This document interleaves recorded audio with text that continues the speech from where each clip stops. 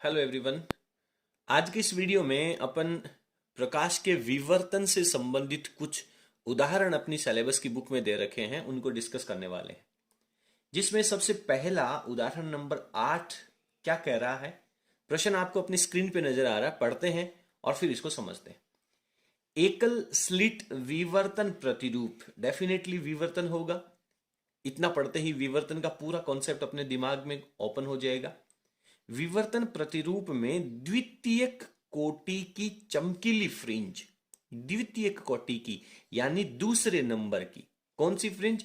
चमकीली फ्रिंज। किसमें? विवर्तन में।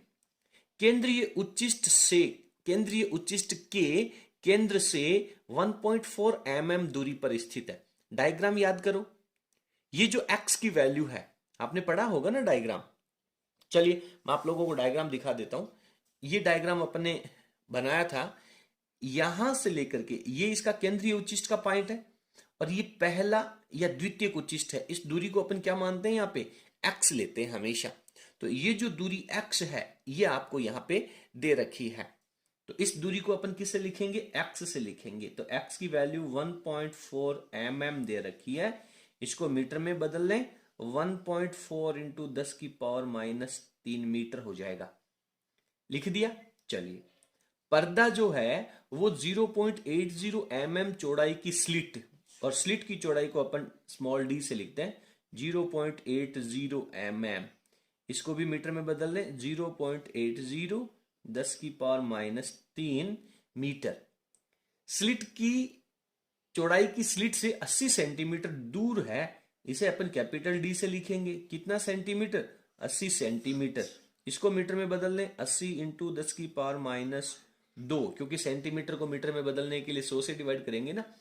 एक वर्णी आपतित प्रकाश मानते हुए लेमडा कितना होगा, प्रकाश का तरंग दैर्ध्य कितना होगा, वो यहां पे अपने को कैलकुलेट करना है। तो यहां पे मैं लिखता हूं द्वितीयक उच्चिष्ट, द्वितीयक उच्चिष्ट। तो यहां पे लिखता हूं मैं द्वितीयक उच्चिष्ट, उच्चिष्ट। चलिए, द्वितीयक उच्चिष्ट के लिए आपके पास फॉर्मूला क्या आया था? याद कीजिए, द्वितीयक उच्चिष्ट के लिए x का फॉर्मूला क्या आया था? सर x बराबर आया था 2n+1 lambda d upon 2d। Clear है? ये जो वैल्यू है ये पथांतर है, और ये पथांतर डिसाइड करेगा कि कौन से क्रम का उच्चिष्ट या निम्निष्ट क्या बन रहा है। तो इसका फॉर्मूला अपने पास ये रहेगा, और यहां पर अपन n की जगह यदि 1 रख देंगे तो पहला उच्चिष्ट बनेगा, और n की जगह 2 रख देंगे तो दूसरा उच्चिष्ट बनेगा। आपको कौन सा पूछा है? दूसरा, सेकेंड द्वितीयक उच्चिष्ट पूछा है। तो n की जगह अपने को क्या रखनी होगी? 2 वैल्यू रखनी होगी। तो x के साथ में यहां पे अपन n लिखते हैं, जैसे 2 रखा तो 2 हो गया। ये फॉर्मूला कितना हो गया? 2 दूनी 4 और 1 5/2, 5/2 lambda d upon small d। आपको वैल्यू किसकी चाहिए? अपने को सर लैम्डा की वैल्यू चाहिए, तो इस क्वेश्चन को चेंज कर लें। लैम्डा की वैल्यू चाहिए तो ये 2 है, ये d है, वो x के मल्टीप्लाई में चले जाएंगे, और 5 और कैपिटल D इसके डिवाइड में आ जाएंगे। दिस इज इक्वल्स टू हो जाएगा लैम्डा। ठीक है, अब आप लैम्डा की वैल्यू रख दीजिए। लैम्डा की वैल्यू रखेंगे तो 2 हो गया, स्मॉल d की वैल्यू 0.80 10 की पावर -3। उसके बाद में x की वैल्यू, x की वैल्यू कितनी लिखेंगे? x की वैल्यू है 1.4 10 की पावर -3। बटा में क्या लिखना होगा? 5 लिखेंगे, और कैपिटल D है वो 80 10 की पावर -2। अब आप इसको सॉल्व कर लें, बस लेम्डा की वैल्यू को सॉल्व कर लें, आपका रिजल्ट आ जाएगा। तो इसको जब मैंने यहाँ पे सॉल्व किया है तो मेरे पास रिजल्ट आया 5.6 इंटू 10 की पावर -7, और मात्रक लेम्डा का क्या लगेगा? मीटर लगेगा। तो ये आंसर आ जाएगा। इतना लिखते ही आपका पूरा प्रश्न है वो सही रहेगा। चलिए, उम्मीद करता हूं कि प्रश्न आपको समझ में आ गया होगा। आप स्क्रीन को पॉज करके फटाफट आंसर लिख लीजिए, अपन अगले एग्जाम्पल में चलते हैं। अगला एग्जाम्पल नंबर 9 आपको अपनी स्क्रीन पे नजर आ रहा है। प्रश्न कह रहा है कि एकल स्लिट विवर्तन प्रयोग में लाल रंग। तो यहां पे अपने को लिखना चाहिए कि सबसे पहले चर्चा कर रहा है लाल रंग की, और लाल रंग का जो लेमडा है, तो लेमडा के नीचे मैं आर लिख देता हूं, यानी रेड को रिप्रेजेंट करेगा, और ये 660 नैनोमीटर है। ठीक है। का प्रथम निम्निष्ठ, इसका प्रथम निम्निष्ठ, ध्यान देना, प्रथम निम्निष्ठ किसके रंग के लिए? इस लाल रंग के लिए प्रथम निम्निष्ठ। ओके। आगे कह रहा है दूसरे किसी रंग के लिए, तो दूसरा जो रंग होगा उसको मैं लेमडा कह देता हूं। दूसरे रंग के प्रथम उच्चिष्ठ लेमडा का, यानी दूसरा जो रंग है उसको अगर आप यूज करते हो तो प्रथम उच्चिष्ठ जब उसका बनेगा, समझ में आ रहा है? लाल रंग का तो बनेगा उस पॉइंट के ऊपर पहला निम्निष्ठ, और उस लाल रंग की जगह दूसरा रंग काम में लेते हो तो उस बिंदु के ऊपर बनेगा प्रथम उच्चिष्ठ। से संपाती होता है। संपाती होने का मतलब है ये दोनों पॉइंट सेम ही है, केंद्र बिंदु से बराबर बराबर दूरी पर है। तो जिसका तरंग दैर्ध्य लैम्डा डैश है तो लैम्डा डैश कह देंगे। प्रश्न कह रहा है लैम्डा डैश की वैल्यू ज्ञात कीजिए, तो lambda dash is equal to question mark लगा देंगे। ठीक है। अब बात करते हैं प्रथम निम्निष्ठ के लिए x की जो वैल्यू होती है, तो यहां पे पहला कह रहा प्रथम निम्निष्ठ, तो प्रथम निम्निष्ठ के लिए फॉर्मूला क्या रहेगा बताइए? प्रथम निम्निष्ठ के लिए x बराबर फॉर्मूला होता है n lambda d upon small d। तो n का मान रखेंगे अपन 1, तो x बराबर हो जाएगा आपके पास lambda d upon small d, और ये लैम्डा कौन सा? r का, रेड कलर का यूज होगा। इक्वेशन नंबर 1 आ जाएगी। फिर दूसरा रंग है, उस दूसरे रंग का उसी बिंदु पर क्या बनेगा? प्रथम उच्चिष्ठ बनेगा, और उच्चिष्ठ के लिए दूरी वो की वही है, सेम है, इसलिए मैं इन दोनों को x लिख रहा हूं। और उच्चिष्ठ का फॉर्मूला होता है 2n plus 1 upon 2 lambda d upon small d। तो यहां पर भी आपको पहले क्रम का उच्चिष्ठ प्राप्त हो रहा है, तो n की जगह जब आप 1 रखेंगे तो ये आपके पास 2 और 1 3/2 लैम्डा का जो कलर होगा वो लैम्डा डैश अपंगों को दे रखा है अपॉन डी। इक्वेशन नंबर आपके पास 2 हो जाएगी। तो समीकरण नंबर 1 और 2 बराबर है लेफ्ट हैंड साइड, तो राइट हैंड साइड भी क्या होगा? सिंपल बराबर होगा। प्रोसेस समझ में आ रही है?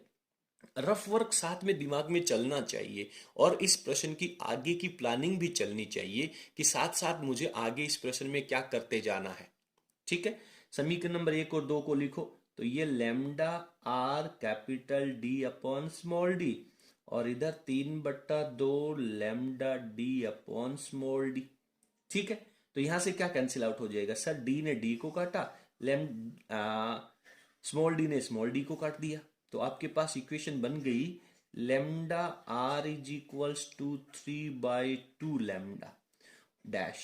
और आपको किसकी वैल्यू चाहिए? आपको तो लैम्डा डैश की वैल्यू चाहिए ना, तो लैम्डा डैश की वैल्यू चाहिए, तो ये इक्वेशन क्या बन जाएगी? फटाफट आप स्क्रीन को पॉज करके लिख लीजिए, मैं थोड़ा सा ऊपर स्किप करता हूं। तो लैम्डा डैश की इक्वेशन बन जाएगी sir lambda dash is equals to, ये 3/2 दूसरी तरफ जाएगा तो 2/3 और लैम्डा आर हो जाएगा। तो यहां पे लिखा मैंने 2/3, लैम्डा आर की जगह लिख दिया मैंने 660। 3 का भाग गया तो 2 बार, 220, 220 को 2 से गुणा किया तो 440 मात्रक, अगेन आपके पास नैनोमीटर ही लग जाएगा।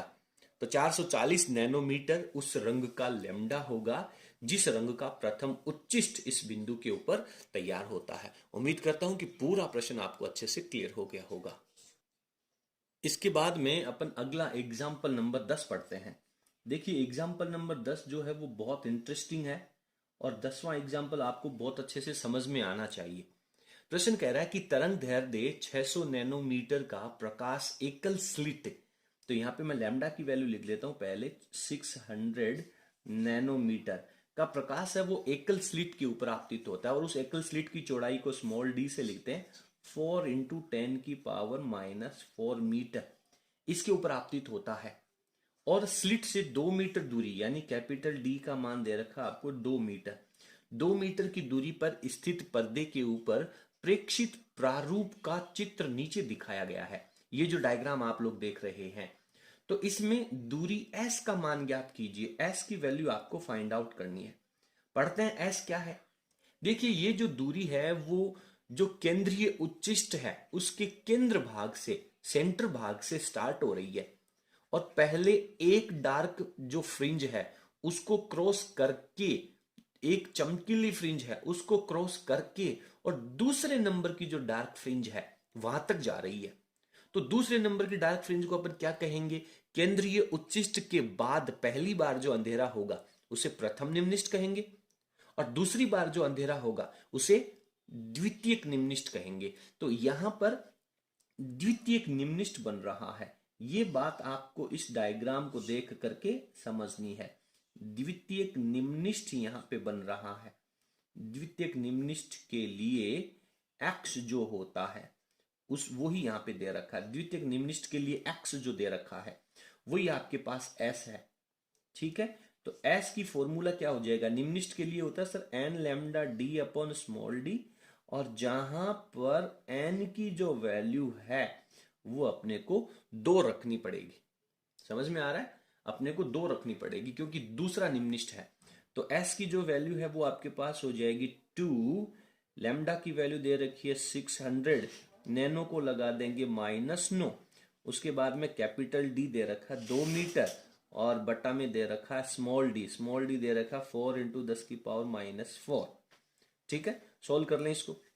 तो जब आप इसको सोल्व करेंगे तो ऑलमोस्ट वैल्यूज तो 2 से 2 कैंसिल आउट होकर के 4 कैंसिल कर देगा और ये 10⁻⁻4 है, ये ऊपर जाएगा तो यहाँ पे 10⁻⁻5 बचेगा और 10⁻⁻5 में से जब ये 2 सोल्व करोगे तो ये आपके पास रहेगा 600 इंटू 10⁻⁻5 और इसमें से 2 ये जाएगा तो -3, तो 0.006 लिख सकते हैं और मात्रक मीटर लग जाएगा।